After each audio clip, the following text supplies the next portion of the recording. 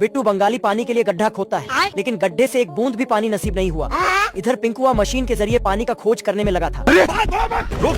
तभी बिट्टू बंगाली उसी जगह पर एक गड्ढा निर्माण करने गया, लेकिन वहाँ भी उसे सिर्फ सूखा गड्ढा ही प्राप्त हुआ। बताओ मैं क्या कर। बिट्टू बंगाली पिंकुआ से उसका औजार छीनने गया। कौन है आप लोग? बिट्टू बंगाली और उसका तीनों साथी मिलकर पिंकुआ से उसका औजार छीन ही लिया और पिंकुआ को कचरे की तरफ फेंक दिया। पिंकुआ छोटा चुस्ता के लोला में लटक जाता है।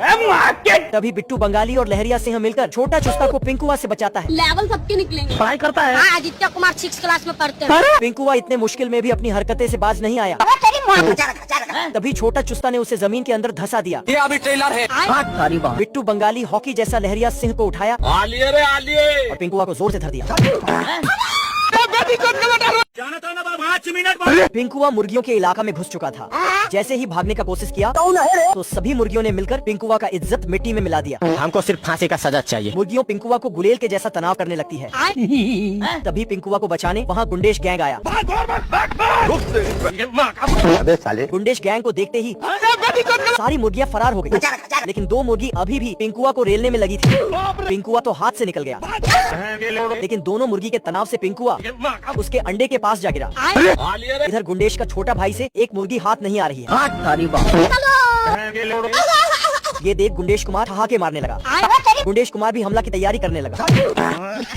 इधर पिंकुआ जैसे तैसे कर मुर्गी के अंडे के पास पहुंचा। तू रोकेगा मेरे को। और एक अंडा लेकर वहाँ से कल्टी मार लिया। चल जा, रोक ले बेटा। पिंकुआ अंडे लेकर तेजी से भाग रहा था।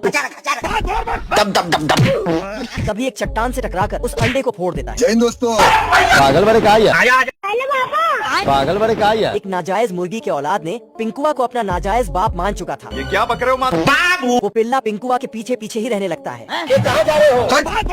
तभी पिंकुआ एक मधुमक्खी के प्यार में पिल्ला को छोड़कर भाग गया।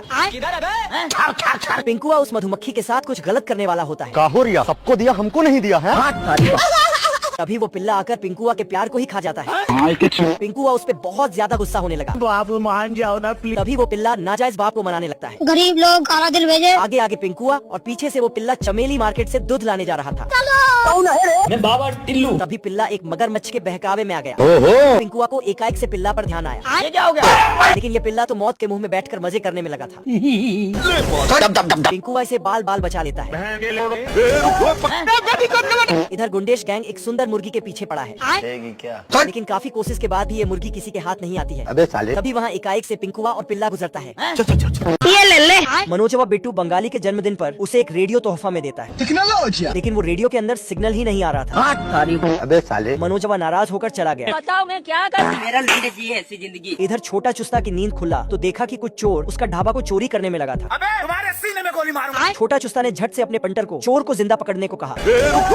आजा आजा। आलिए रे आलिए। लेकिन चोर इतना सातिर होता है कि बिट्टू बंगाली के हाथ नहीं आया। इधर बिट्टू बंगाली और मनोजवा दोनों चोर के पीछे भाग रहे थे। भागते भागते दोनों गुब्बारा के जैसा हवा में लटक गए। ये क्या हो गया?